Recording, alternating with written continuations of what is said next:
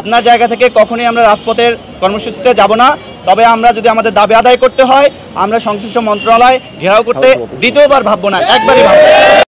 সময় নষ্ট করছে, মানে মনে হচ্ছে যে ওইখানে যে যারা আছে তারা রাবণ, মানে ব্যাপারটা এমন জনপ্রশাসন মন্ত্রণালয়ে 15 দিন একটি ফাইল আটকে থাকবে, এটি আসলে কোনো প্রকার হতেই পারে না। যখন আমরা কর্মসূচি ডাক দিয়েছি ঠিক তখনই তারা একটি জরুরি মিটিংয়ের মাধ্যমে সমাধানটি করে দিয়েছে।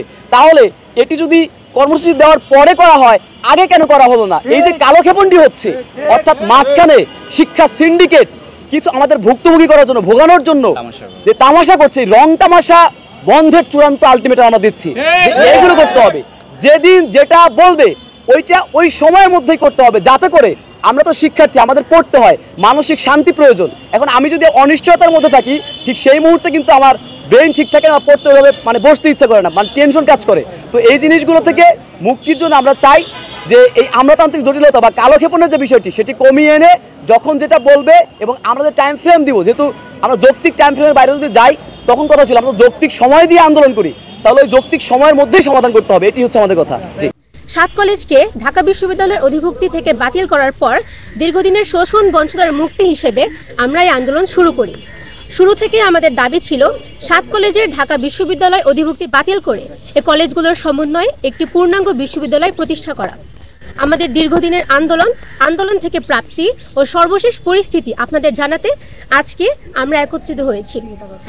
আপনারা জানেন 7 কলেজের শিক্ষার্থীরা নিজেদের শিক্ষার মৌলিক অধিকারের দাবিতে বারবার রাস্তায় নেমে মার খেয়েছে, রক্ত দিয়েছে, অনেকের অঙ্গহানি হয়েছে। আমরা শিক্ষার একটি সুস্থ পরিবেশ চেয়ে আসছি। ফলে অতীত অভিজ্ঞতায় বারবার রাস্তায় নামার পরিবর্তে শিক্ষক শিক্ষার্থীদের সমর্থনে একবারে চূড়ান্ত সমাধানের পথ বেছে নিয়েছি। একই সময়ে আমাদের ঢাকা বিশ্ববিদ্যালয়ের বন্ধুরাও 7 কলেজের অধিভুক্তি বাতিলের দাবি তুলে আওয়াজ তুলেছেন।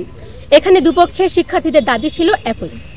আর অধিভুক্তি বাতিলের সাথে সাথে আমরা 7 কলেজের শিক্ষার্থীরাও সরকারকে নতুন বিশ্ববিদ্যালয়ের প্রতিষ্ঠার দাবির যৌক্তিকতা বোঝাতে সক্ষম হয়েছে। ফলে একদিকে ঢাবি কর্তৃপক্ষ 7 কলেজের অধিভুক্তি বাতিলের সিদ্ধান্ত নিয়েছে, অন্যদিকে সরকারও আমাদের 7 কলেজের সমন্বয়ে নতুন একটি বিশ্ববিদ্যালয় প্রতিষ্ঠার প্রতিশ্রুতি দিয়েছে। আপনারা জানেন ইতিমধ্যে ইউজিসি ঢাকা কেন্দ্রীয় বিশ্ববিদ্যালয় ঢাকেবি নামে আমাদের 7 কলেজের নতুন বিশ্ববিদ্যালয়ের নাম প্রস্তাব করেছে। আমরা জেনেছি নাম ছাড়াও নতুন বিশ্ববিদ্যালয়ের লোগো ও মডেলও প্রস্তুত রয়েছে। ইউজিসির পক্ষ থেকে জানানো হয়েছে খুব তাড়াতাড়ি নতুন বিশ্ববিদ্যালয়ের লোগো ও মডেল প্রকাশ করা হবে। এটির চূড়ান্ত অনুমোদন হয়নি। এতদিন আমরা শুনে এসেছি এটি জনপ্রশাসন মন্ত্রণালয়ের অনুমোদনের অপেক্ষায় ঝুলে আছে। For more updates, follow us on Facebook, subscribe our YouTube channel, get the latest update on www.daily-sun.com.